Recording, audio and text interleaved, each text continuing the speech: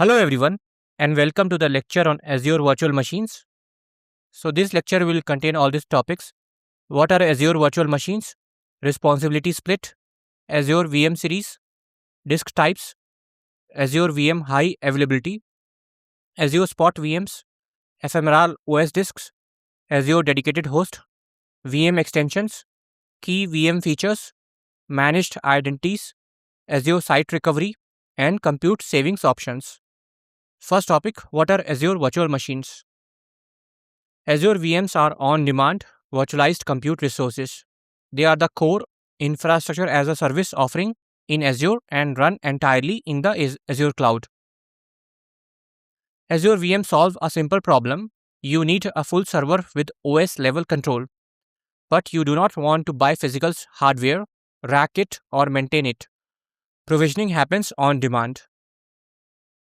Think of it like renting an apartment.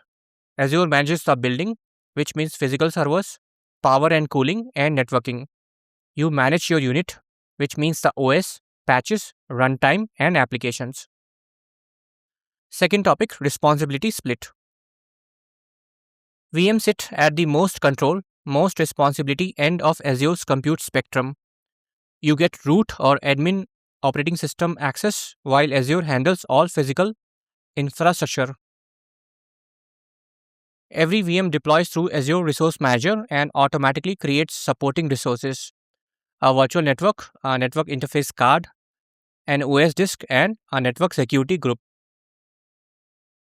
When a scenario demands full control over the operating system or the runtime environment, VMs are almost always the answer. Next topic, Azure VM series. Azure organizes VM sizes into series, where each series is optimized for specific workloads. Each series has different size families within it. B series VMs use a unique CPU credit model. They accumulate credits during low usage and burst above baseline when required. They are ideal for dev test environments and variable workloads. The CPU credit model is unique to B series. No other VM series uses this model. This makes B series an exclusive choice for burstable workloads. D series is the general purpose series with a balanced CPU to memory ratio. It handles enterprise workloads, web servers, and most production workloads. E series and M series are both memory optimized. E series is for in-memory analytics, relational databases, and caching. M series supports massive in-memory databases like SAP HANA with up to 4 TB of RAM. F series is compute optimized for CPU-intensive tasks. It offers a high CPU to memory ratio and is suitable for batch processing, gaming, and workloads that need high compute performance. L series is storage optimized for storage-heavy workloads like NoSQL databases. It provides high throughput, high IOPS, and large local NVMe storage. NVMe is non-volatile memory express, so it is a kind of RAM memory. N series provides GPU acceleration for deep learning, rendering, visualization, and AI training. It uses NVIDIA GPU-backed instances. For workload matching, remember these key mappings. Burstable traffic means B series, in-memory analytics means E or M series, and ML training means N series. Always match the series to the workload description. The next topic, disk types. Every VM gets an OS disk. You can also attach one or more data disks optionally. Best practice is to always separate your data from the OS disk. Azure provides 5 managed disk types: Ultra Disk and Premium SSD V2 for the most demanding workloads, Premium SSD for production, Standard SSD for lighter workloads, and Standard HDD for backups and non-critical data. The temporary disk provides local, low latency storage, but it is not persistent. Data is lost when the VM is deallocated, stopped, or moved to a different host. Managed disks are the default and the recommended option. They handle storage, account management automatically, provide built-in redundancy, and maintain 3 replicas of your data for high durability. Next topic, Azure VM high availability. Availability sets are logical groupings within a single data center. They distribute VMs across fault domains, which are separate physical racks, and they can be up to 3, and update domains, which are groups rebooted sequentially during maintenance and can be up to 20. These deliver a 99.95% SLA. Availability zones are physically separate data centers within a region. There are typically 3 zones per region, each with independent power and networking. They deliver a 99.99% SLA. Virtual machine scale sets create groups of identical, load balanced VMs. They support automatic scaling based on demand or schedule, can scale up to 1000 instances, and use flexible orchestration mode. The distinction between availability sets and availability zones is critical. Availability sets protect against rack level failures within a single data center with a 99.95% SLA. Availability zones protect against entire data center failures across separate facilities with a 99.99% SLA. Microsoft now recommends VM scale sets with flexible orchestration over traditional availability sets for new deployments. Flexible mode distributes across fault domains, supports auto scaling, allows a mix of spot and on demand instances, and supports availability zone spanning. This diagram shows the internal structure of an availability set. Fault domains up to 3 represent separate physical racks with independent power and network. Update domains up to 20 are logical reboot groups where only one update domain is rebooted at a time during maintenance. The bottom note reminds that availability sets protect within a single data center only. For cross-zone protection, use availability zones. Next topic, Azure Spot VMs.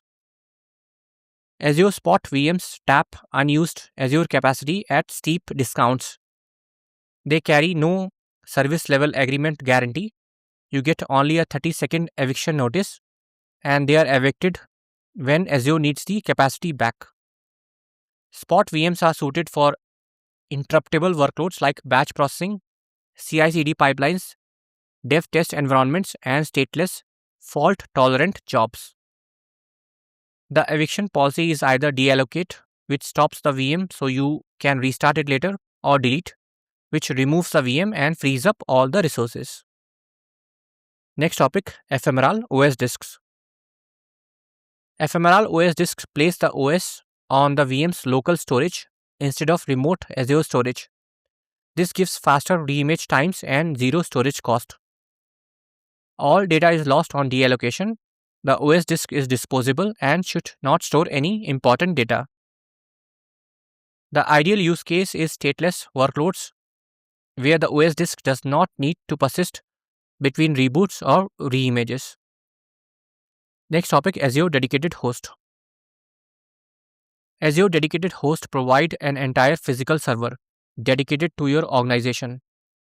No other customers share the hardware, and there are no other tenants on the host.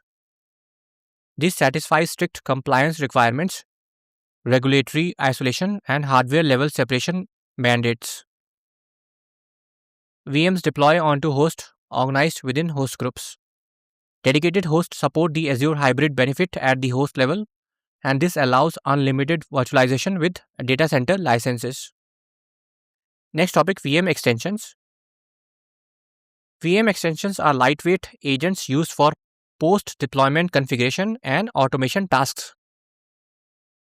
The 3 key extensions are custom script extension, which runs PowerShell or Bash scripts, Azure Monitor Agent, which collects performance and log telemetry, and DSC extension, which is desired state configuration, and this DSC extension which enforces desired state configurations to prevent configuration drift. All extensions require the Azure VM agent as a prerequisite. The Azure VM agent is pre-installed on all marketplace images. Next topic, key VM features. The proximity placement groups co-locate VMs in the same data center to minimize inter-virtual machine latency. They are best for high performance computing and tightly coupled workloads. Accelerated networking enables SRIOV. SRIOV is single root IO virtualization, and that bypasses the host virtual switch and creates a direct data path. This reduces latency and lowers CPU utilization on the VM. Azure Hybrid Benefits lets you apply existing Windows Server or SQL Server licenses with software assurance to cover the license cost on Azure VMs, and this can lead to significant cost reduction. Boot Diagnostics captures screenshots and serial console output during the boot process. It is the first tool to reach for when a VM will not start. Next topic, managed identities. Managed identities let VMs authenticate to Azure services like Key Vault and storage without storing any credentials in code. There are two identity types. System assigned identities are tied to the VM lifecycle and are deleted when the VM is deleted. User assigned identities exist independently and can be shared across multiple VMs. Azure Backup protects VMs through a recovery services vault. It uses incremental backup points, which means only changed disk blocks are stored after the initial full snapshot. Next topic, Azure Site Recovery. Azure Site Recovery continuously replicates VMs to a secondary region. This provides continuous protection for your production workloads.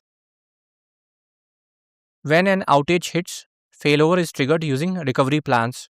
These plans sequence multi-tier application failover and integrate with automation runbooks for custom pre- and post scripts.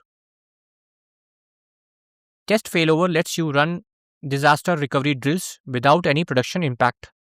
It uses an isolated test network to validate recovery readiness.